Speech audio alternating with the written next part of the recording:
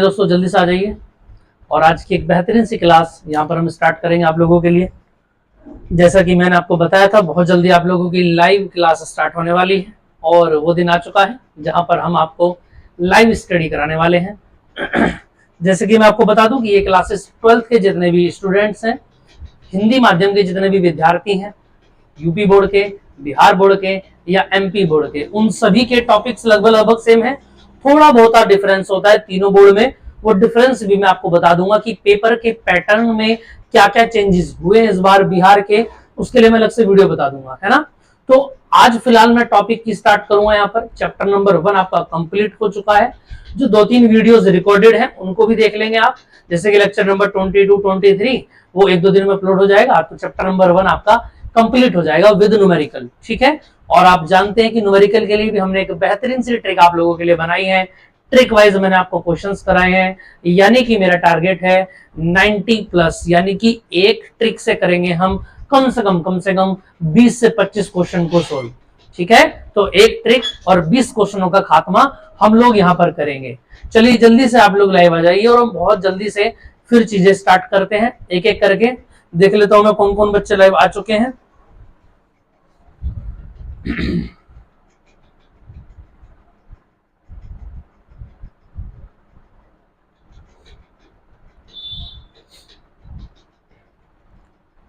Link भी मैंने आपको सेंड कर दिया था दोस्तों,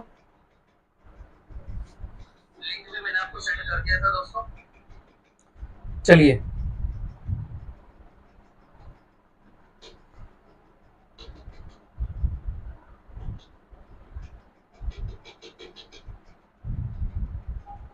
जो भी बच्चे रेगुलर स्टडी कर रहे हैं हमसे, वो सभी लाइव आए, क्योंकि आज का सेशन काफी इंपोर्टेंट होने वाला है दोस्तों।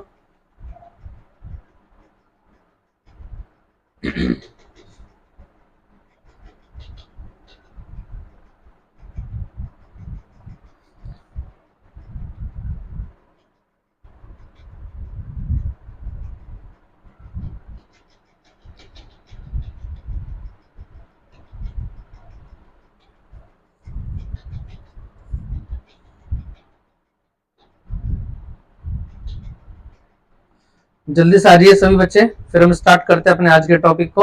और याद रखेंगे, जैसे कि मैंने आपको बताया था, स्टार्टिंग के 2 चैप्टर्स कम से कम 8 से 10 नंबर के आपके एग्जाम्स में सीधे आते हैं, ना।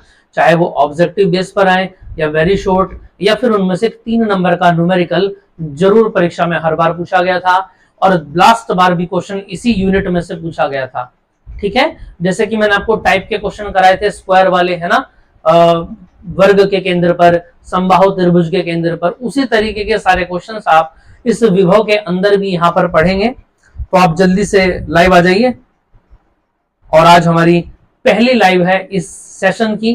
पीछे बाकी सेशंस में भी काफी सारी लाइव क्लासेस आप लोगों की हुई हैं, ठीक है। और आज की पहली लाइव है। और देखिए जरा, एक एक करके सभी बच्चे जुड़ते जा रहे हैं। जितने भी ऑफलाइन बच्चे भी पढ़ रहे हैं वो भी इस क्लास से जुड़ेंगे, उनको भी काफी सारी चीजें इसमें देखने को मिलेंगी। और मैं पक्का यकीन से कहता हूं कि आज की क्लास से 5 नंबर आपके पक्के हो जाएंगे, ये बात याद रखना। यानी कि 70 में से 70 की जंग आपको नहीं लड़नी है, आपको केवल 65 नंबर के लिए लड़ना होगा आज के बाद, ठीक है दोस्तों। चलें स्टार्ट करते हैं फिर अपने टॉपिक को। जल्दी से जुड़ जाए सभी लोग।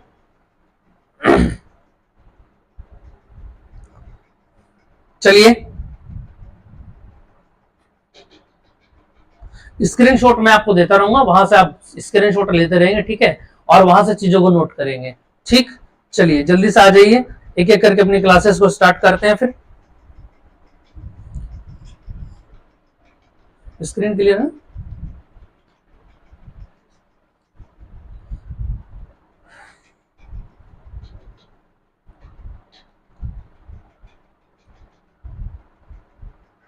और अब एक बात ये भी ध्यान रखेंगे, आपकी संडे का मतलब छुट्टी नहीं होता है।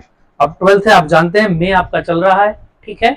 गर्मियां भी बहुत ज्यादा रहेंगी, सीजन भी आगे आगे बदलता रहेगा, ठीक। लेकिन ये जो गर्मियों के दिन है, ये याद रखना, इनमें संडे नहीं है, कोई मंडे नहीं है। रेगुलर आप लोगों को स्टडी रखनी है, और हमारे तरफ से आप लोगों के लिए हर संडे कुछ ना कुछ यहाँ पर बेनिफिट रखा जाएगा। हर संडे को एक बेहतरीन सी क्लास हम लोग आप लोगों के लिए रखेंगे। ये सेट है।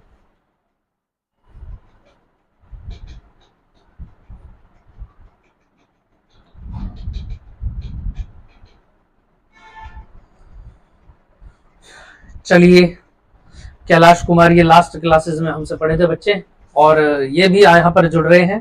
तो मुझे उम्मीद है जो अब इस बार परीक्षा देने वाले हैं उनको तो हमारी क्लासेस से जरूर ही जरूर जुड़ना चाहिए। और दोस्तों, आप हमारी मेहनत को देख सकते हैं, आपके लिए एक शीट बनाई जाती है, वो भी बिल्कुल फ्री है ना। किसी भी तरीके का आपसे पैसा अब तक हमने नहीं लिया है, ना ही 2022 में और ना ही 2023 में आपसे लिया जाएगा। ठीक है, बस हमारा मकसद है 90+ मार्क्स सब बच्चों का गेन करना, और बाकी बच्चों को भी आप हमारे इस चैनल के बारे में बताएं, ज्यादा से ज्यादा सब्सक्राइब करें। ठीक है दोस्तों, चलिए जल्दी से जुड़ जाएं, फिर मैं आज की क्लासेस को स्टार्ट करता हूं। आज का चैप्टर जो बहुत इंपॉर्टेंट है हमारा, वैद्युत विभव तथा संधारित्र, है ना। तो नए जो सिलेबस आया है उसमें ये चैप्टर्स क्या हो गए हैं, दोनों के दोनों चैप्टर्स ये अलग अलग कनेक्ट करते, पहले अलग अलग थे, अब दोनों को ज्वाइंट करके एक सेम चैप्टर बना दिया गया। जैसे कि पहले चैप्टर में भी वैद्युत आवेश हमने पढ़ा था, और अब दूसरे चैप्टर में भी हम पढ़ेंगे वैद्युत विभव के बारे में। ठीक है दोस्तों, चलिए जल्दी से जुड़ जाएं एक एक करके, फिर हम अपनी क्लासेस को स्टार्ट करते हैं आगे। देखो, जितनी जल्दी आप लोग जुड़ेंगे उतना जल्दी हम अपना सिलेबस का भी कंप्लीट करेंगे और अपनी क्लासेस को भी आगे बढ़ाने में कामयाब होंगे। ठीक है,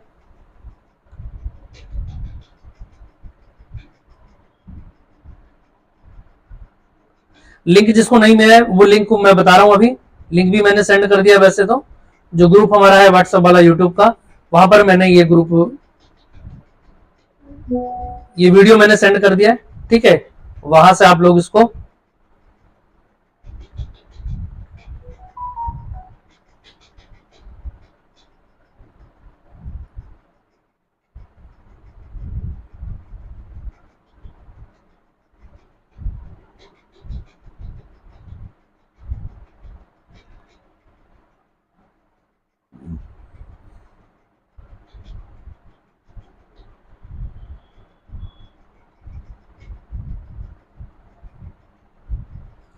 चलिए दोस्तों जल्दी से जुड़ जाइए।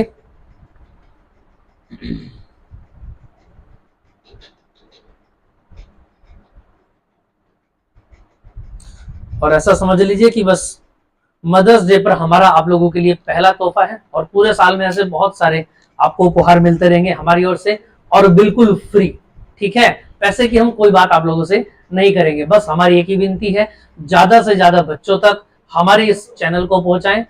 ठीक है, और जो भी बच्चे पैसा खर्च करके नहीं कर सकते या फिर कंडीशन थोड़ी सही नहीं है, उनको भी हम यहाँ पर पढ़ाएंगे बिल्कुल फ्री।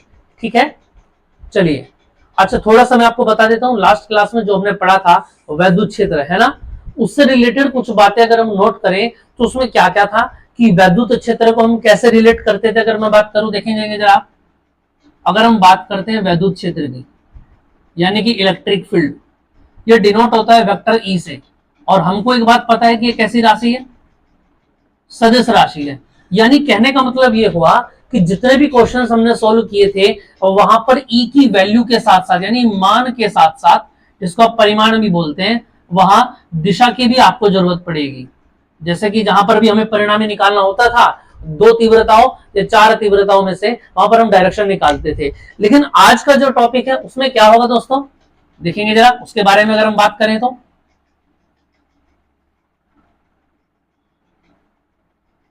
आज के टॉपिक में बहुत सारी चीजें आपको देखने को अलग मिलेंगी। देखेंगे जरा, अगर हम बात स्टार्ट करते हैं आज के टॉपिक की, ठीक है, देखेंगे जरा, सबसे पहला पॉइंट हमारा आ जाता है वैद्युत विभव। अब देखेंगे, आप एक बात समझेंगे, इसको अंग्रेजी में बोलेंगे पोटेंशियल। ज्यादा वर्ड आपको इंग्लिश में याद नहीं रखने, जितने भी पॉइंट्स मैं बोलूंगा कुछ ही पॉइंट्स होंगे जो आपको इंग्लिश में भी याद रखने होंगे।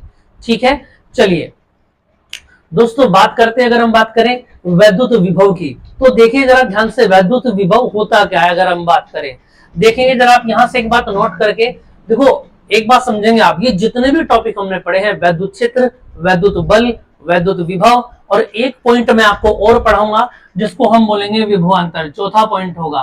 तो आप ऐसा मान करके चलेंगे क्या कि इन चारों की एक फैमिली है। क्या है, इन चारों की मिलकर के एक फैमिली है। समझ में आई बात, जिनमें से 2 हमने पहले पढ़ लिया और 2 हम आज पढ़ेंगे। अब ऐसा समझ रहे हैं आप कि जो विभव है वो इस फैमिली का सबसे छोटा भाई है।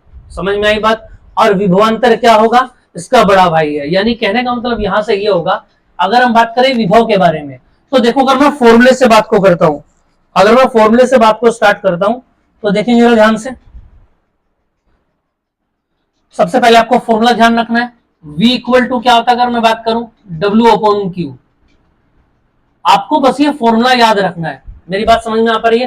पूरी डेफिनेशन आप लोगों को याद नहीं रखनी है अपने एग्जाम के लिए, आपको केवल एक फॉर्मूला ध्यान रखना है, क्या कि V इक्वल टू होता है W अपॉन Q।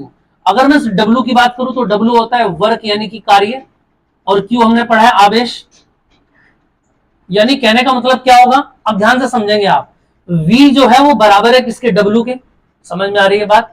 विभव किसके बराबर है, कार्य के, लेकिन वो कार्य किसके ऊपर हो रहा है, आवेश के ऊपर हो रहा है। आप समझ रहे हैं मेरी बात को? ये जो कार्य यहां पर हम कर रहे हैं ये किसके ऊपर कर रहे हैं, आवेश के ऊपर कर रहे हैं। यानी कहने का मतलब ये, इसकी परिभाषा कैसे बनाएंगे आप, अब सरल भाषा में मैं आपको बताता हूं। देखो आपके घर में क्या होता है, लाइट जलती है यानी कि बिजली आती है आपके घर में, यानी कि आवेश आता है, ठीक है। और वो आवेश कहां से आता है, भाई सीधी सीधी बात है, जो आपके घर के बराबर में पेट्रोल पंप या जो आपके घर के बराबर में ट्रांसफॉर्मर लगा हुआ है ना, वहां से क्या आएगा, वहां से बिजली आती है।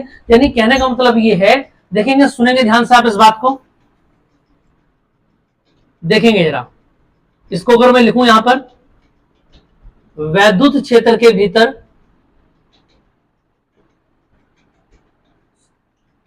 एकांक धनावेश को या एकांक आवेश लिख सकते हैं आप, ठीक है, उससे भी आपका काम चल जाएगा। एकांक आवेश को अनंत से, देखो हमारे घर के अंदर जो आवेश आ रहा है वो कहां से आ रहा है, बिजली घर। बिजली घर कहां, बहुत दूर है, यानी कि अनंत मान के चलेंगे कि आवेश को अनंत से, क्या बताया मैंने आपको, फिर दोबारा सुनेंगे आप, वैद्युत क्षेत्र के भीतर एकांक आवेश को अनंत से क्षेत्र में किसी बिंदु तक लाने में जो कार्य किया जाता है, आप समझ रहे हैं मेरी बात को, जो कार्य, कुछ भी चीजें आपको याद नहीं रखनी है, मैंने आपको बताया केवल आपको फॉर्मूला ये याद रखना है, और फॉर्मूले से ये चीजें बनाएंगे आप, तो जितना भी कार्य किया जाएगा वह क्या कहलाएगा, याद रखेंगे आप, वैद्युत विभव कहलाएगा, वैद्युत विभव कहलाता है, ठीक है। पहले समझेंगे, चीजों को बाद में नोट करेंगे, स्क्रीनशॉट में आपको देता रहूंगा, ठीक। अब अगर मैं बात करूं वैद्युत विभव, तो फॉर्मूला हो गया V equal to W upon Q। और जैसा कि मैंने आपको बताया था, फिजिक्स के अंदर जिसका भी फॉर्मूला होता है उसका मात्रक यानी कि यूनिट जरूर होता है, यानी उसको नापने का तरीका, उसको कैसे आप नापेंगे बच्चों। देखिए जरा, अगर मैं बात करता हूं मात्रक की, तो मैंने आपको बता रखा है मात्रक निकालने के लिए सबसे पहले आपको क्या होना चाहिए, फॉर्मूला याद होना चाहिए, V equal to W upon Q होता है।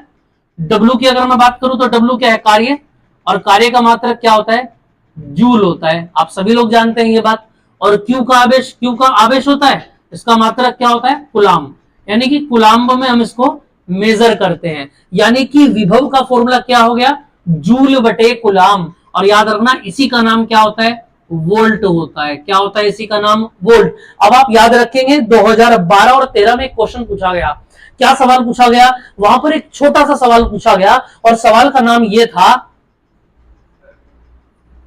ध्यान से देखेंगे आप, कि 1 वोल्ट को परिभाषित कीजिए। दोस्तों याद रखना, 1 नंबर में 1 मार्क्स में पूछा गया क्वेश्चन, बड़ा सरल है, 1 वोल्ट किसे कहते हैं।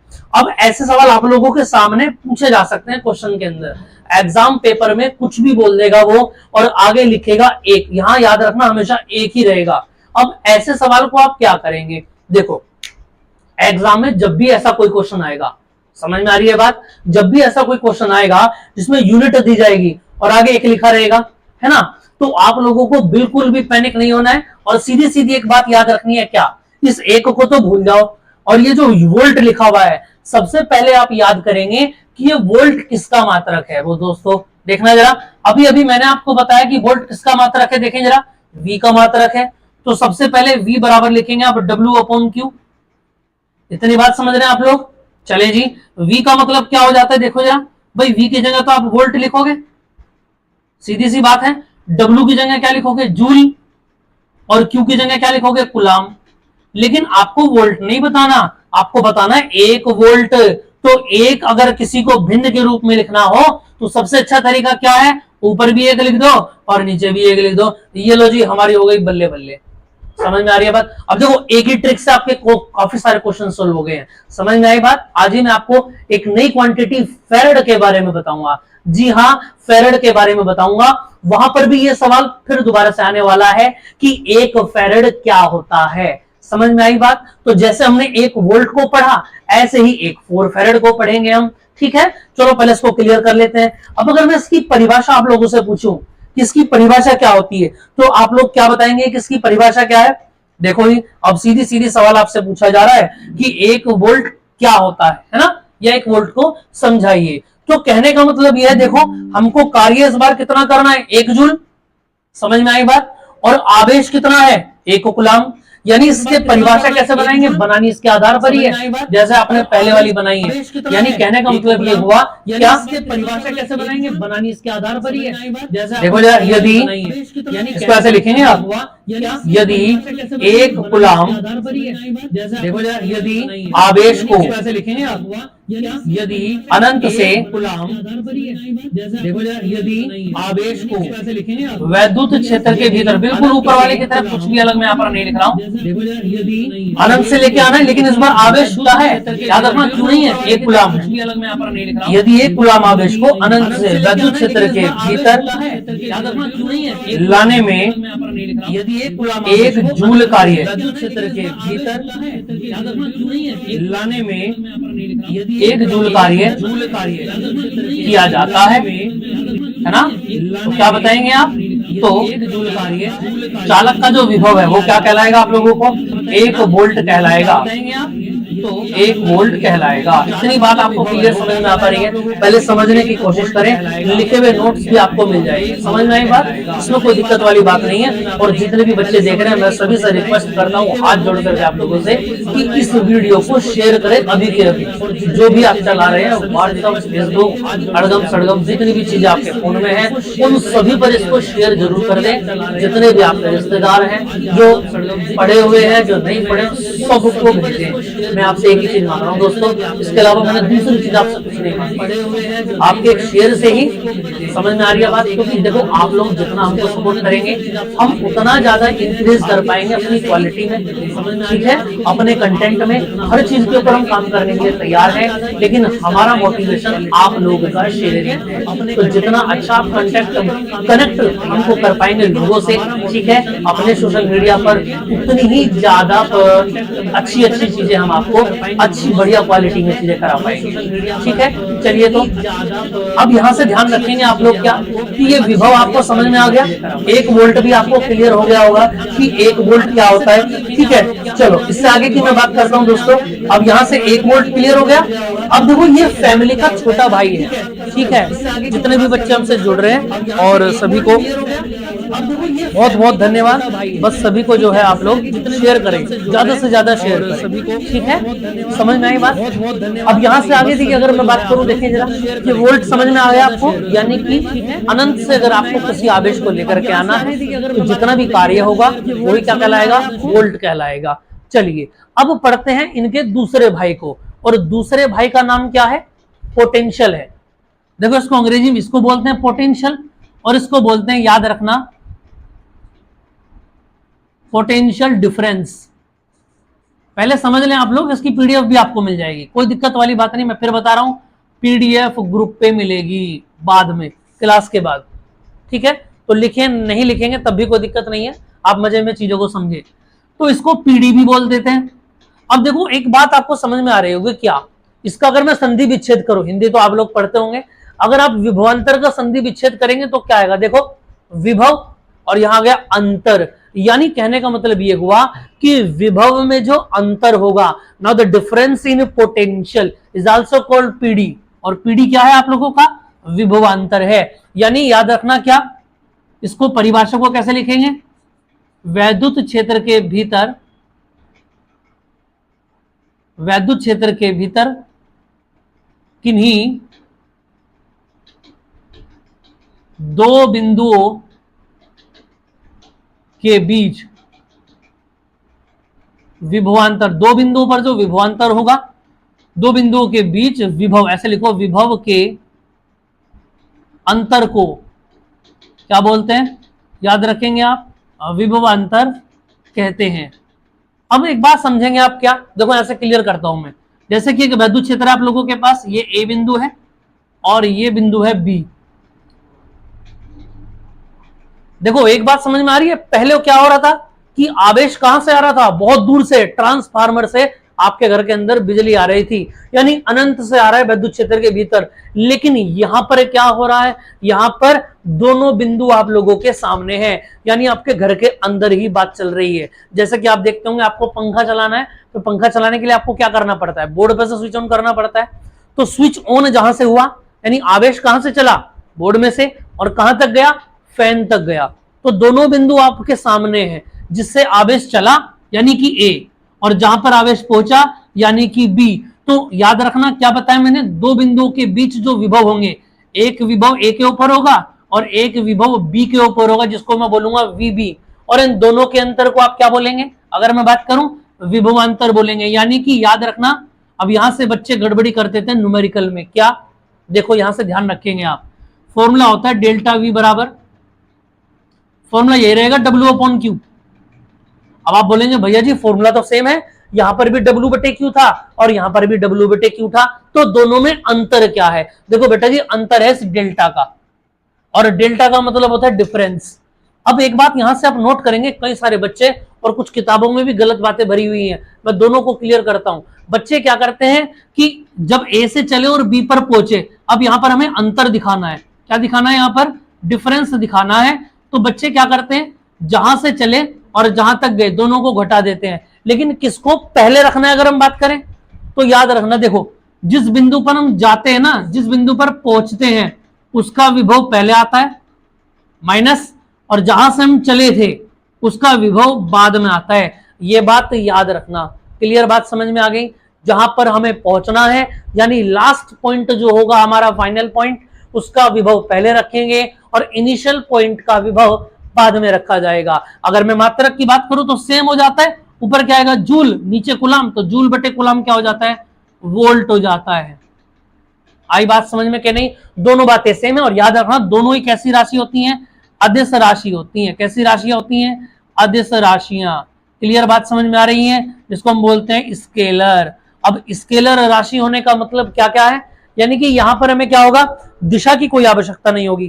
क्या होगा, हमें यहां पर दिशा की कोई आवश्यकता नहीं होगी। क्लियर बात समझ में आ रही है, चलो ये समझ में आया आपको, विभव भी क्लियर हो गया होगा और विभव अंतर भी। चलो मैं इसके ऊपर एक पॉइंट आपको कराता हूं, है ना, न्यूमेरिकल के बेस पर, वो न्यूमेरिकल में भी पूछा जाता है। ये बातें क्लियर हो गई होंगी, यानी यहां से एक बात पता लगी कि विभव हो या विभवांतर हो, दोनों के लिए दिशा निकालने की कोई आवश्यकता नहीं है। देखें जरा दोस्तों, अगर मैं आगे की बात बताऊं आपको, देखना जरा यहां से,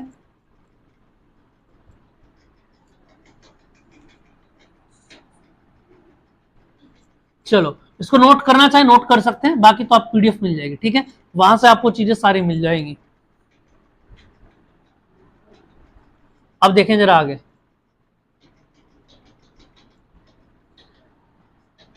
देखो जी, अब एक क्वेश्चन मैं आप लोगों को यहां पर एक बताता हूं, एक की पॉइंट मैं आपको बता रहा हूं, हालांकि न्यूमेरिकल का है, लेकिन चलो जब क्लास चल रही है तो मैं यहीं पर इसको क्लियर कर देता हूं। समझ में आ रही है, बहुत इंपॉर्टेंट है। और याद रखना 2024 में जितने भी विद्यार्थी परीक्षा देने वाले हैं उन सभी के लिए इससे बड़ा रामबाण कोई होने वाला नहीं है, चैप्टर नंबर 1 और 2 में से। जैसे कि मैंने टाइप वहां पर कराई थी, ऐसे ही बिल्कुल आपको मैं यहां पर भी एक पॉइंट कराता हूं। देखो अब सवाल आप लोगों के सामने ये है क्या, कि एक आपको स्क्वायर दिया हुआ है बेटा, यानी कि एक वर्ग दिया हुआ है, सभी को दिखाई दे पा रहा है वर्ग, और इस वर्ग के 4 बिंदु हैं, ए बी सी और डी, समझ में आ पा रही है, और ये इसका सेंटर पॉइंट है ओ। और सवाल ये है, इस पे आवेश रख देता हूं 2 माइक्रोकुलाम, 4 माइक्रोकुलाम, फिर 2 माइक्रोकुलाम, और फिर दोबारा से 4 माइक्रोकुलाम। ये प्लस में भी हो सकते हैं, माइनस में भी हो सकते हैं, कोई दिक्कत लेने वाली बात नहीं है। अब देखो जरा इस क्वेश्चन के अंदर क्या है, आपसे पूछा जाएगा कि बिंदु ओ के ऊपर केंद्र पर क्या निकालिए, विभव निकालिए, यानी कि वी ओ बराबर क्या, आपके सामने सवाल ये पूछा जाएगा। अब एक बात याद रखेंगे, ये स्क्वायर है, तो स्क्वायर का मतलब ये है कि चारों भुजाएं क्या होंगी, बोलो आपस में बराबर होंगे कि नहीं, और एक भुजा आपको मिलेगी वहां पर। जैसे कि अगर मैं बात करूं, ये उसने भुजा दे दी आपको स्मॉल ए, अब ए की जगह आपको वो कोई भी वैल्यू दे सकता है। इतनी बात समझ में आ रही है आपको, ठीक है। क्लियर बात समझ में आ रही है? अब यहां से एक बात नोट करेंगे, क्या?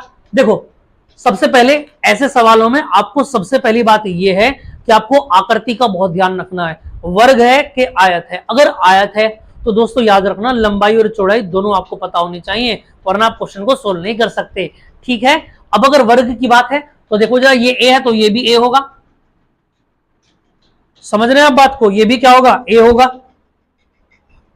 चलो, समझ में आ गई बात? देखें जरा, अब यहां से एक बात को नोट करेंगे आप, क्या?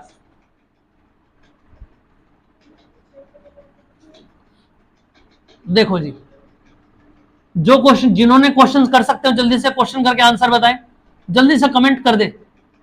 जिन बच्चों ने टॉपिक पढ़ रखे हैं अपने स्कूल कॉलेज में वो इसका आंसर बताएं जल्दी से जरा, फिर देखते हैं क्या आंसर आप लोगों का आ रहा है। बाकी हम यहां पर कर ही रहे हैं, जो करना चाहे वो कर सकते हैं। देखिए जरा, मुझको पता है सबसे पहले कि V निकालने के लिए याद रखना भाई, अगर हमें निकालना होता E तो हमको पता है इलेक्ट्रिक फील्ड निकालने के लिए आमने सामने के पेयर बनाते हैं, इन A और C का रिजल्टेंट यहां पे निकालेंगे, फिर D का B के साथ पेयर बनाएंगे, लेकिन यहां दिशा की कोई आवश्यकता नहीं है। तो याद रखेंगे आप, सभी को जोड़ना ही जोड़ना है। VA के कारण विभव, B के कारण विभव, C के कारण विभव और D के कारण विभव। विभव के सवालों में सबसे आसान बात यह है कि आपको जोड़ नहीं है, हर बार घटाने का कोई मतलब ही नहीं है ना। तो देखो जरा, अगर मैं यहां से V नोट की बात करता हूं तो देखो V का फॉर्मूला क्या होता है? अगर मैं बात करूं यहां से बिंदु आवेश के कारण 1/4πε0 Q अपॉन R, भाई यही फॉर्मूला होता है हमारा। E वाले में R² होता है। तो चलो ये सारी चीजें इसमें आएंगी तो 1/4π तो कांस्टेंट है तो बाहर आ जाएगा, सभी में कॉमन है। ऊपर क्या आएगा बोलो? Q/R²। तो A पर आवेश कितना है? 2 है ना, और बटे में R। R का मतलब क्या होगा भैया बताओ मुझे जरा? R का मतलब क्या है? उस बिंदु से, उस आवेश से उस बिंदु तक की दूरी, यानी ये दूरी मुझे पता होनी चाहिए, जबकि ये दूरी मेरे पास नहीं है। आप समझ रहे मेरी बात को? ये दूरी मेरे पास नहीं है। तो पहली बात ये हो गई क्या हो गई? पहली बात ये हो गई कि हमको क्या चाहिए, यहां से यहां तक की दूरी निकालनी पड़ेगी। देखो याद रखना, जो OA का मान है वही किसका मान होगा? OB का, और वही मान किसका होगा? OD का, और वही मान किसका होगा? OC का। ऐसा क्यों होगा? क्योंकि हम लोग जानते हैं वर्ग के जो विकर्ण होते हैं वो सभी क्या करते हैं? एक दूसरे को समान दूरी पर विभाजित करते हैं, यानी ये वाली दूरी इस दूरी के बराबर और ये इसके बराबर। तो कहने का मतलब क्या होगा? देखेंगे जरा, O मध्य बिंदु है AC का, यानी ये सारी की सारी दूरियां किसके बराबर होंगी? अगर मैं AC को आधा कर दूं, बताना भाई जरा, मुझको ये दूरियां चाहिए OA, OB, OC और OD। अगर मैं इस पूरे के पूरे AC का हाफ कर दूं बेटा, इस पूरे का, ये पूरा है, इसका हाफ कर दूंगा तो इतना हो जाएगा, और ये इसके बराबर, ये इसके और ये इसके। तो AC मुझको चाहिए, और AC निकालने के लिए कौन से त्रिभुज में आएंगे? इन समकोण त्रिभुज। कौन से समकोण त्रिभुज में? A, C और D। बताओ समझ में आया कि नहीं आया? ये वाला समकोण त्रिभुज है A, C और D। ये लो जी, ये 90 डिग्री का एंगल है, ये आधार हो गया, ये लंब हो गया और ये कर्ण हो गया। तो अगर मैं बात करता हूं AC का वर्ग, देखो लंब का वर्ग क्या आएगा? A² और आधार का वर्ग A²। ठीक है, यहां से आप निकालेंगे A² और A² कितना हो गया? 2A²। स्क्वायर को जब उधर भेजेंगे तो रूट आ जाएगा। ठीक है, और AC कितना आ गया आप लोगों का? A बाहर आ गया, A√2। ये किसकी वैल्यू आ गई? इस AC की वैल्यू आ गई। लेकिन मैंने आपको बताया क्या, इस AC को क्या करना है? आधा करना है। तो कितना है बोलो? A√2। ये तो पहले से ही है, इसको जब यहां रखोगे तो नीचे 2 आ गया। आ रही है बात समझ में कि नहीं आ रही है? A√2। अब इस 2 को क्या लिख सकते हैं आप बताना जरा? √2 इंटू √2, यानी 2 से 2 कट गया तो आ गया A/√2।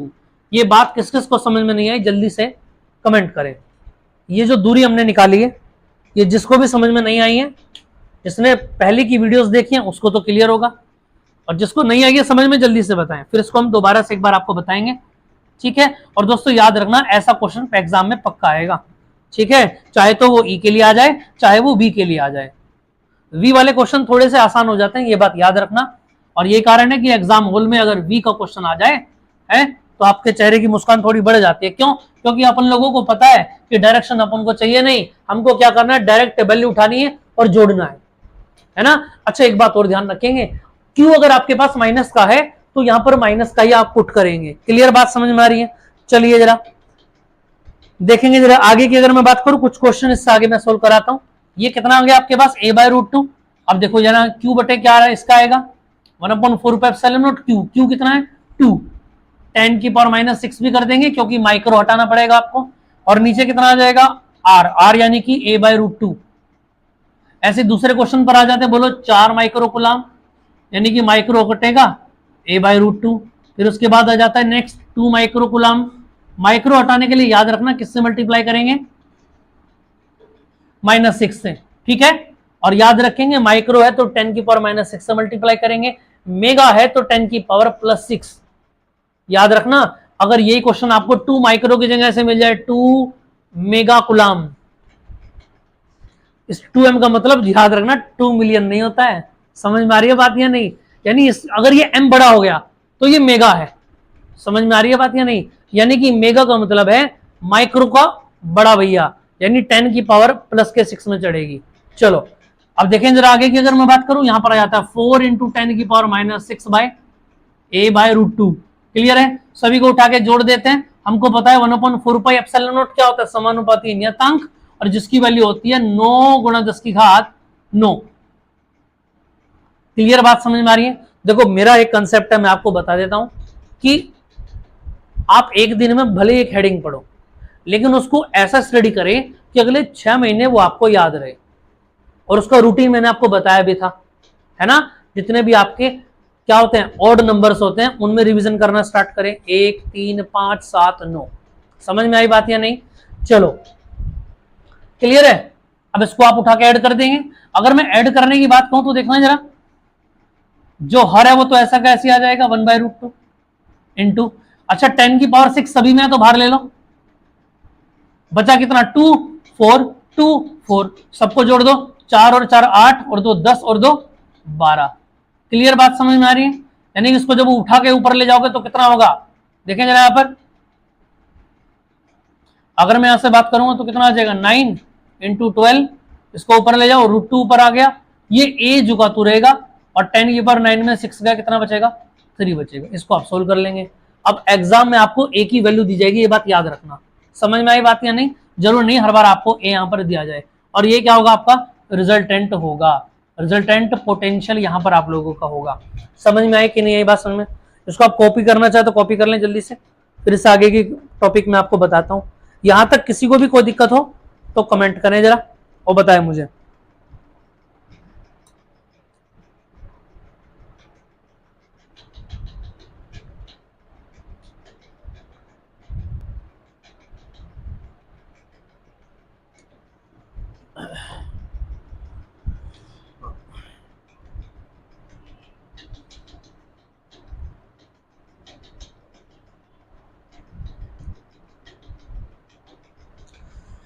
चलिए तो इतना क्लियर हो गया। एक क्वेश्चन मैं आपको देता हूं, उसको आप घर से सोल्व करेंगे, फिर इससे आगे मैं आपको कराऊंगा। स्क्वायर है, ठीक है, ये इसका सेंटर पॉइंट है, बिल्कुल ऐसा ही क्वेश्चन है, थोड़ा सा चेंज कर देते हैं। Micro coulomb 6 micro coulomb 4 micro coulomb 2 micro coulomb, ठीक है। और इसका जो इन्होंने दिया है, इसकी जो इन्होंने कोर दिए है ना, वो कोर कितने दिए उन्होंने 2 सेंटीमीटर की कोर दी है। क्लियर है? और सेंटर पे आपको क्या निकालना है, पोटेंशियल निकालना है। इसका जल्दी से आंसर करेंगे सभी और इस पर कमेंट करेंगे, ठीक है। चलो यहां तक की बात समझ में आ गई होगी आपको, इसको आप होमवर्क में करेंगे घर से। क्लियर है इतनी बात? चलो अब इससे आगे की कुछ बातें देखते हैं। देखें जरा, ये तो हो गए न्यूमेरिकल के पॉइंट कि न्यूमेरिकल में भी यहां से पूछ लिया जाता है, ठीक है। डायग्राम के जो स्पेशली क्वेश्चन होते हैं वो याद रखना, इसी में से बनेंगे जितनी चीजें मैं आपको करा रहा हूं, ठीक है। बाकी आप प्रीवियस ईयर जब क्वेश्चन करेंगे तो याद रखना 2016 2018 2019 में काफी सारे क्वेश्चन आपको यहीं से मिलेंगे, ठीक।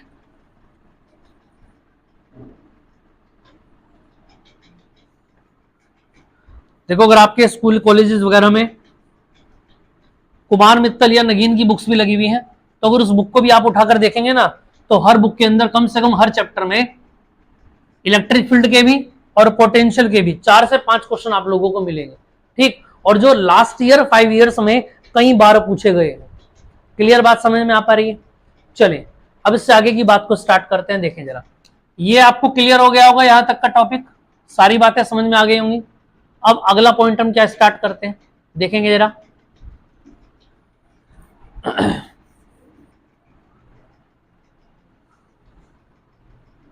देखो, अगर हम चालक की बात करें तो चालक क्या होता है? जिस पर आवेश कंडक्ट किया जा सके। अब यहां से अगर मैं बात करूं, देखो V और E में, अगर मैं यहां से दो बातें आपको बताता हूं। E बराबर कितना होता है? 1/4πε0 Q/r²। ये तो होता है E का फॉर्मूला। और अगर मैं बात करूं V बराबर 1/4πε0 और Q/r, ये होता है R, V का फॉर्मूला। अब अगर इन दोनों को मुझे कनेक्ट करना हो, रिलेशन निकालना हो, तो क्या करना पड़ेगा? देखो अंतर केवल इतना है, यहां r² है और यहां कितना है? r। इस बात को समझ रहे हैं आप? E में V से एक पावर ज्यादा है, यानी फॉर्मूला अगर मैं यहां से बनाऊंगा E बराबर, तो कितना बनेगा देखना जरा। V का जो, अगर इसमें R से मल्टीप्लाई कर दूं तो क्या इसके बराबर हो जाएगा कि नहीं हो जाएगा? यानी कि क्या फॉर्मूला आ गया? सीधा सा फॉर्मूला आप लोगों के सामने आ गया कि E = V/R, या इसको आप ऐसे भी बोल सकते हैं dV/dr। इस फॉर्मूले को आप बहुत अच्छे से ध्यान रखेंगे और ये की पॉइंट है आप लोगों का, इससे काफी सारे क्वेश्चन आप लोग यहाँ पर सोल्व करेंगे। तो समझ में आया आपको E और V में क्या रिलेशन होता है? इस पॉइंट को बहुत अच्छे से ध्यान रखेंगे, बाकी इसको आप नोट करके भी रखेंगे, ठीक है। चलिए थोड़ा शेयर जरूर करें भाई वीडियो को, ठीक है। जब आप लोगों के लिए इतनी मेहनत की जा रही है तो वीडियो को शेयर करना बनता है, ठीक है। और एक शेयर से मुझे नहीं लगता कि आपका कुछ घाटा हो जाएगा, ठीक है, हमारा ही फायदा हो सकता है, ठीक। और जितना ज्यादा बच्चे जुड़ेंगे उतना ज्यादा दोस्तों में अगली बार से या आज से ही मोटिवेशन मिलेगा वीडियो को बनाने का। और जब हमको पता रहेगा कि इतने बच्चे हमारा लोग इंतजार कर रहे हैं, तो हम और ज्यादा स्पेशल चीजें अपने कंटेंट में डाल करके लेके आएंगे आप लोगों के लिए। तो ये समझ में आ गया E बराबर कितना होता है? V/R, ठीक है। अब देखो, लास्ट टाइम जो मैंने आपको कराया था, मे बी लेक्चर नंबर 14 की बात है, लेक्चर नंबर 14 है ना। लेक्चर नंबर 14 में 16 में मैंने आपको बताया था चालकों के कारण उत्पन्न वैद्युत क्षेत्र। अब जैसे अगला पॉइंट यहां पर आता है क्या, कि आवेशित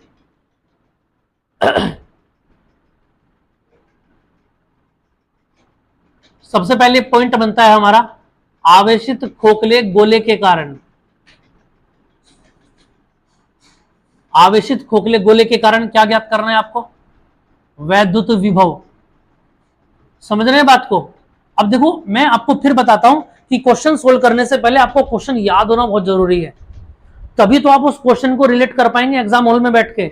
ऐसा नहीं है कि क्वेश्चन जैसा मैंने आपको लिखाया एग्जाम हॉल में ऐसा ही क्वेश्चन आपको मिलेगा। क्वेश्चन मॉडिफाई होकर के आएगा, उसको पहचानना आप लोगों का काम है। और आप पहचानेंगे कब उसको? जब आपको ये हेडिंग याद होगी, और जब ये हेडिंग याद होगी तभी इसका सोल्यूशन याद होगा। तो सीधा सीधा हमसे सवाल पूछा गया कि आवेशित गोलीय चालक है, ये लो जी आप लोगों के सामने एक चालक मैं बना रहा हूं, और इस चालक पर याद रखना हमने कितना आवेश दिया है? +Q आवेश दिया है। और ये चालक कैसा है? अंदर से खोखला है। खोखले का मतलब समझ रहे हो? देखो सिंपल सी बात करता हूं, जैसे कि आपने देखा होगा बच्चों की बॉल आती है, वो 10-20 रुपए वाली कलरफुल जो आती है। अब उस बॉल को आप अगर अंदर हाथ डाल के देखें तो अंदर से कैसा होता है? खाली होता है, हवा भरी होती है। बिल्कुल ऐसा ही हमारा ये चालक है, ठीक है। आवेशित है और गोल है और कैसा है? खोखला है। यानी कि अगर मैं बात करूं, या देखो जरा, माना R त्रिज्या का एक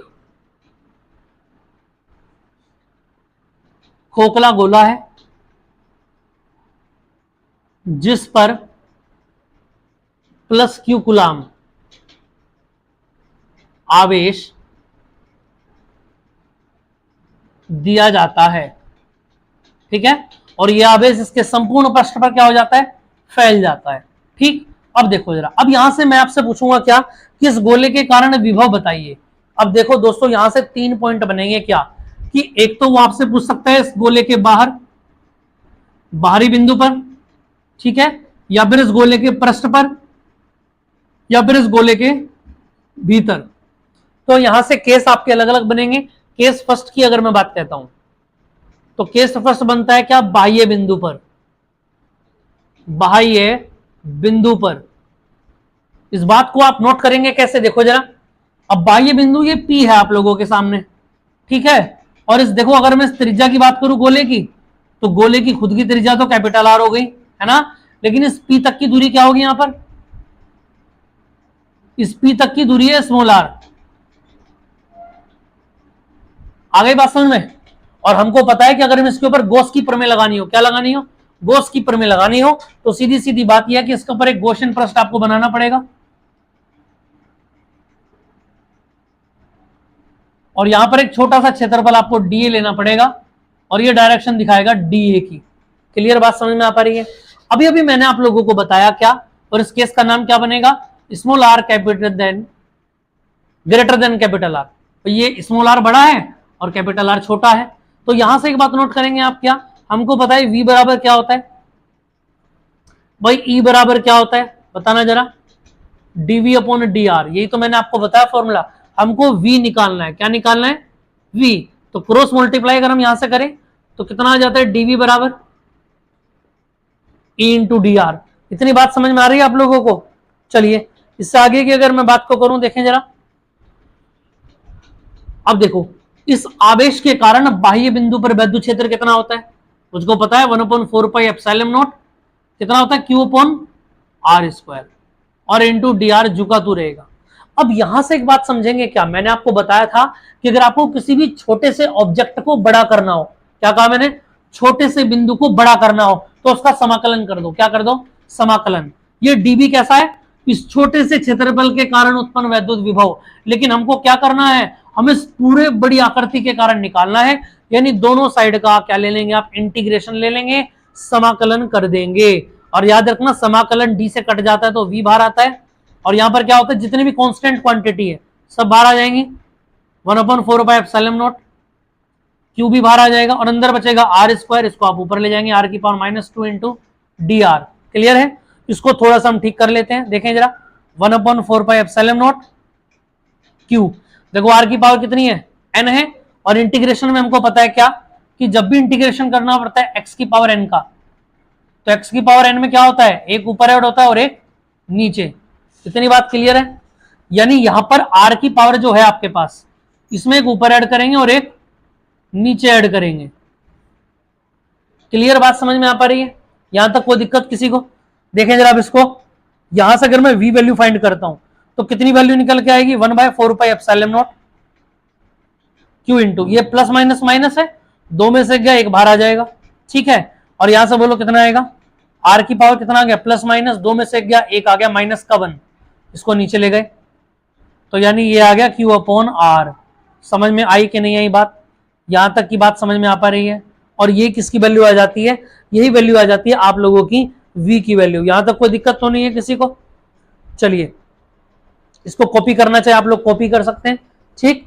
आई होप आपको चीजें समझ में आ पा रही होंगी यहाँ पर, ठीक है। जितने बच्चे बाद में भी रिकॉर्डेड को देख रहे हैं उनको भी अगर कोई डाउट है तो आप डायरेक्ट मैसेज कर सकते हैं, किसी भी पॉइंट को फिर दोबारा से समझ सकते हैं। हम लोग आप लोगों के लिए 24 घंटे तैयार हैं, ठीक है बच्चों। अब यहां से आगे की अगर मैं बात करूं, देखो जरा, ये पॉइंट क्लियर हो गया। अब ये जो आवेश आया है V बराबर 1/4 पाई एप्सिलॉन नॉट Q बटे R, देखो इसके साथ में माइनस आया है।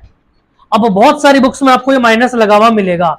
अब इस माइनस आने का मतलब ये है क्या, इसका मतलब ये नहीं कि इस माइनस को आप हर जगह लगाएंगे, जब आप न्यूमेरिकल में फॉर्मूले को लगाएंगे तो माइनस नहीं लगाना, ठीक है। अब इसका जवाब आपको यहां पर मिलेगा, किसी भी किताब में लिखा हुआ नहीं मिलेगा। क्यों नहीं लगाना है, देखो सुनो मेरी ध्यान से बात। मैंने आपको बताया था स्टार्टिंग में कि विभव क्या होता है, विभव क्या बताया था मैंने, V बराबर W बटे Q, यानी V जो है वो कार्य के बराबर है और कार्य ऊर्जा के बराबर है। यानी कहने का मतलब ये हुआ सीधा सीधा कि जो V है, ये जो माइनस दिखा रहा है, ये बता रहा है कि इतनी एनर्जी बॉडी के अंदर से जा चुकी है। माइनस का मतलब ये है कि इतनी बॉडी जा चुकी है। क्लियर बात समझ में आई कि नहीं आई, यहां तक बात समझ में आ गई।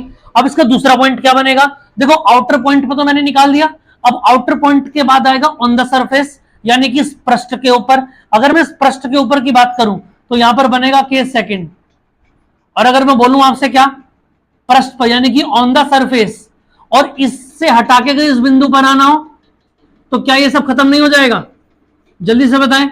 और अगर ये यहां पर आ गया तो क्या ये आर इस आर के बराबर नहीं हो जाएगा? यानी एग्जाम में आपसे पूछा जाएगा आर बराबर आर के लिए विभव ज्ञात करो, तो आपको तुरंत समझ जाना है कि ये जो बिंदु पी है ये किस बार कहां पर आना है? इस पृष्ठ के ऊपर आना है। और मैंने आपको बताया पृष्ठ पर आवेश कैसा है? एक समान है। क्लियर बात समझ में आ पा रही है? अब ये बाहर का गॉसियन पृष्ठ हट जाएगा। समझ में आई बात? अब अगर मैं इसके लिए लगाता हूं फॉर्मूला, देखो सिंपल सी बात है। अब ये डायरेक्ट अब यहां से लगाना स्टार्ट करेंगे आप। मुझे पता है डीवी बराबर क्या होता है? ई इंटू डी आर होता है। क्लियर बात समझ में आ रही है? इसको अगर मैं सोल्व करूंगा तो यहां से क्या आएगा? अब देखो ये आर है और ये वाला आर अब किसके बराबर? कैपिटल के बराबर। तो देखो जरा इसको आप क्या कह सकते हैं? आर भी कह सकते हैं। ठीक है, यानी कि ये कितना बनेगा यहां से? डीवी बराबर ई की वैल्यू बोलो कितनी है? 1/4 pi epsilon naught q upon, अब आर स्क्वायर कौन सा आता था हर बार? ये वाला, लेकिन इस बार ये किसके बराबर हो गया बोलो? ये वाला आर कैपिटल के बराबर हो गया, तो यानी आर स्क्वायर आ जाएगा और साथ में कौन आएगा? D R. इसको चेंज करना मत भूलना। समझ में आई बात? और दोनों तरफ का इंटीग्रेशन कर देते हैं, यहां से v निकल के आता है। क्लियर है? और इसको देखो यहां से कितना आएगा? 1/4 पाई एप्सिलॉन नॉट कांस्टेंट आ जाता है, क्यू भी कांस्टेंट आ जाता है। अब हमको कैसे पता लगेगा कि क्या कांस्टेंट है क्या नहीं है? अब जितने भी जीव प्राणी हैं जिनके भी पास बायोलॉजी है वो इस बात को बहुत ध्यान से समझ लें। मैथ वाले तो इस बात को समझ गए होंगे। जितने भी जीव प्राणी है सुनेंगे ध्यान से, ये जो डी के साथ में क्वांटिटी होती है ये हमको बताती है कि कांस्टेंट है कि नहीं है। देखो यहां डी आर था तो ये आर हमने अंदर लिया, लेकिन यहां पर डी आर कैपिटल है तो इस बार ये आर बाहर अंदर रहेगा। इस आर को ऊपर ले जाओ, आर की पावर -2 इंटू डी आर। अब इसका फिर दोबारा से आप क्या करेंगे? यहां पर बोलो इंटीग्रेशन करेंगे। ठीक है, और इंटीग्रेशन कैसे करते हैं बोलो? आर की पावर में एक ऊपर ऐड करेंगे और एक नीचे ऐड करेंगे। आगे बात समझ में? और फिर दोबारा से यहां से निकल के आएगा v बराबर 1/4 pi epsilon naught q upon r. Clear बात समझ में आ गई? ये वैल्यू यहां से समझ में आ गई? इतनी बात आपको क्लियर आ रही होगी? ठीक है, क्लियर बात समझ में आ गई? अब यहां से आगे देखें जरा, इस बात को नोट करें जल्दी से जरा। इतना आपको समझ में आ गया होगा? ठीक है, अब इसका एक केस थर्ड और बचता है, उसके बाद ये टॉपिक एंड हो जाएगा। यहां से आवेशित खोखले गोले के कारण वैद्युत विभव 3 बिंदु मैंने आपको बताए हैं। एक तो बाह्य आउटर में, केस का नाम याद रखना, small r greater than capital r. पृष्ठ के ऊपर स्मॉल आर कैपिटल आर के बराबर होगा। अब तीसरा पॉइंट यहां पर फंसता है और वही पॉइंट सबसे ज्यादा इंपॉर्टेंट है। क्या है देखिए जरा, ये याद रखना क्वेश्चन कब होना है मैंने आपको बताया। सॉल्यूशन करने के साथ साथ ये भी आप लोगों को याद रखना है कि सवाल का नाम क्या है, और हमारे क्वेश्चन का नाम क्या है? आवेशित खोखला गोला। अंग्रेजी में बोले तो क्या होगा? अगर हम बात करें चार्ज्ड होलो स्फीयर, याद रखेंगे आप। देखो याद रखना, हिंदी में नाम बदलते रहते हैं, अंग्रेजी में एक ही रहता है। समझ में आई बात? हिंदी में नाम बहुत सारे होते हैं, गोले के 50 नाम होते हैं। समझ में आई बात? लेकिन इंग्लिश में स्फीयर ही होता है, तो इंग्लिश के हेडिंग भी आप याद रखेंगे। अगर हिंदी में समझ में ना आए तो एग्जाम में हैंड टू हैंड आप इंग्लिश का पेपर खोल के देख सकते हैं कि स्फीयर है या क्या है। आप देखेंगे अगर मैं यहां से बात करता हूं केस थर्ड, केस थर्ड क्या होगा? अब देखो अब हम इस गोले के भीतर आ गए। भीतर का मतलब है कहां गए? ये लो जी अंदर आ गए। ये बिंदु पी यहां पर आ गया और ये दूरी आर हो गई, ये सेंटर हो गया ओ। क्लियर है जी? चलो अब इसको बना के अगर हम गॉसियन पृष्ठ बनाएंगे तो ऐसा गोला बन जाएगा। ठीक है, यहां से ध्यान देंगे आप, इस बार केस का नाम क्या बनेगा? R less than capital r. भाई आर छोटा हो गया। ठीक, अब मैंने आपको बताया था क्या कि जब भी कोई खोखला गोला होगा, देखो मैंने कहा आपसे बॉल है, इस बॉल के अंदर क्या एयर है, और इस बॉल के अंदर अगर मैं हाथ डालूंगा तो क्या करंट लगेगा? नहीं। क्यों? क्योंकि अंदर हवा है। अगर ठोस होता तो करंट लगता। ठीक, देखें जरा यहां से। अब मुझको पता है क्या कि खोखले गोले के भीतर आवेश कितना होता है? 0 होता है। ये बात हम जानते हैं, लिख लेना वी नो दैट। इस बात को नोट करके लिखेंगे आप कि खोखले गोले के भीतर आवेश कितना होता है? इलेक्ट्रिक फील्ड हमेशा 0 होता है। ठीक है, अब यहां से देखो जरा, हमको पता है v बराबर क्या होता है? dv बराबर e बराबर dv अपॉन dr, और यहां से कितना आएगा अगर मैं बोलूं dv अपॉन dr? देखो e की वैल्यू कितनी रखी है आप लोगों ने? 0। नहीं समझ में आई बात? देखो इस e की वैल्यू क्या रखी है आप लोगों ने? 0 रखी है ना। इसका मतलब क्या है कि v में जो चेंज होगा, अब इस बात को समझ लेना, ये जो d हमने लगाया यहां पर, ये डिफरेंशिएशन तो है ही, लेकिन बच्चों याद रखना ये यहां पर ये बात भी दर्शाएगा कि r के साथ में v में जितने भी चेंज हुए वो सारे के सारे कितने, 0 है, यानी v के अंदर कोई भी चेंज नहीं होगा। इस बात का मतलब ये हुआ कि v कैसा है भाई, v के अंदर कोई बदलाव नहीं हुआ, इसका मतलब v कैसा है, कांस्टेंट है। और कांस्टेंट का मतलब यह है कि इससे पहले जो इसका मान था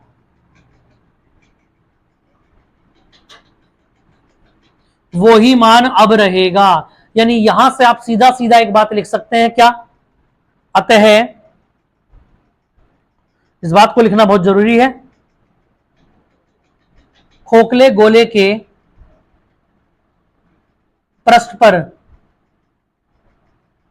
जो विभव रहता है वही विभव गोले के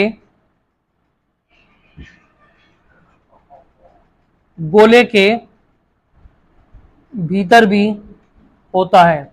यह बात याद रखना, केवल किसके लिए इंपॉर्टेंट है, याद रखेंगे आप, ये एग्जाम में पूछा जाता है ऑप्शन में, तो इस बात को आप याद रखेंगे कि अगर ये खोखला गोला होगा अंदर से, तो इसके पृष्ठ पर जितना भी आवेश होगा वही आवेश इसके अंदर प्रत्येक बिंदु पर होगा, इसके अंदर कोई भी चेंज यहां पर होने वाला नहीं है।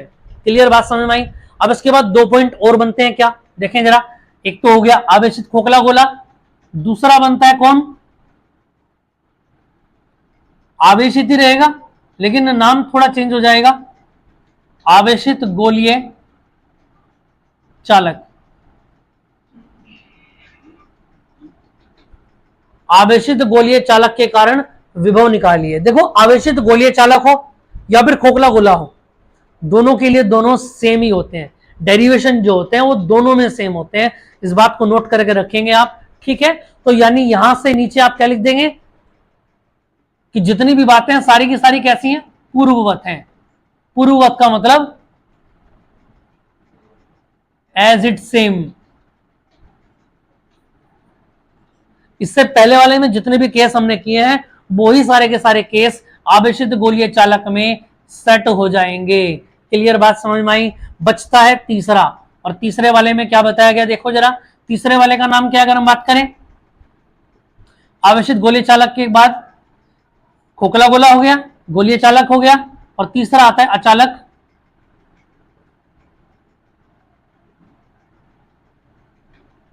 ठोस गोला। अब इसमें सवाल यह बनेगा क्या कि आवेशित ठोस गोले के कारण आपको क्या निकालना है, विभव निकालना है। क्या निकालना है, आवेशित ठोस गोले के कारण विभव। अब आवेशित ठोस गोले का मतलब यह हुआ कि इस बार गोला अंदर से खाली नहीं है, आप समझ रहे हैं मेरी बात को, जो गोला है इस बार वो गोला अंदर से खाली नहीं है। क्लियर बात समझ में आ रही है। यानी कि इसका मतलब यह है कि अगर आप इस गोले के अंदर हाथ डालेंगे तो इस बार हाथ में क्या लगेगा, करंट लगना लाजमी है। क्लियर बात समझ में आई, करंट आपको पक्का लगेगा। अब देखें जरा यहां से आगे, देखो, अब अगर यहां से मैं एक बात क्लियर करूं आपको, देखो जरा,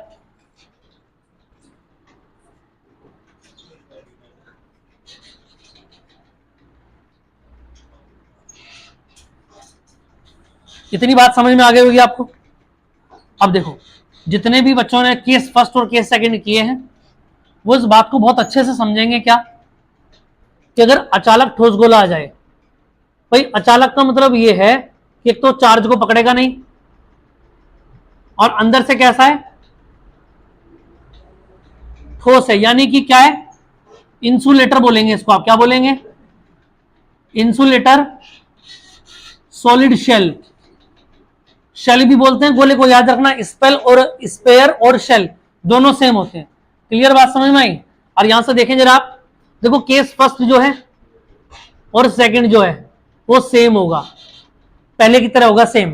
केस थर्ड में थोड़ा सा चेंज होगा क्या, अगर मैं बात करूं यहां पर देखो जरा, केस थर्ड में मुझको पता है कि अगर इस पृष्ठ के भीतर आ जाएं, भीतर आने पर ई का मान कितना होता है, 1/4πε0 Q/r³ इंटू आर, यही तो होता है।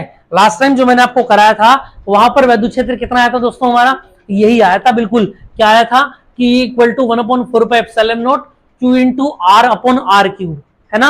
अब यहां से इससे हमें क्या निकालना है, v निकालना है। अगर मैं v की बात करूं, यहां पर देखें जरा, बोलो जरा, कितना आ जाता है, E बराबर डीवी अपॉन डी आर, यानी कि डीवी बराबर क्या आता है, ई इंटू डी आर। इतनी बात समझ में आ रही है? ठीक है। अब इसका अगर इंटीग्रेशन कर देंगे तो आप कैसे करेंगे बोलो? ई का मान पुट करो इसमें, देखो जो कांस्टेंट है वो तो बाहर आ जाएगा, फोन pi epsilon naught q upon r cube बाहर आ गया, और अंदर बचेगा आर इंटू डी आर, यहां से वी आ गया। बोलो ये समझ में आया कि नहीं आया? इस ई की वैल्यू को मैंने पुट किया है कहां से, ऊपर से, और ये हमने इससे पहले वाले डेरिवेशनों में कंप्लीट कर रखा है। कभी आप सोचे कि ये वैल्यू कहां से आ गई। ठीक है, देखो जी 1/4 पाई एप्सिलॉन नॉट, और बेटा जी अपॉन आर क्यूब ये आ जाता है, और आर की पावर कितनी है 1, तो आर की पावर में 1 ऊपर ऐड होगा और 1 नीचे ऐड हो जाएगा। यानी कि अगर मैं बात करूं यहां से, तो v इक्वल टू कितना आ जाता है 1/4 पाई एप्सिलॉन नॉट, कितना आ जाएगा q अपॉन आर क्यूब, और यहां से कितना आएगा आर स्क्वायर, और एक और एक क्या आ जाता है 2। क्लियर बात समझ में आ रही है?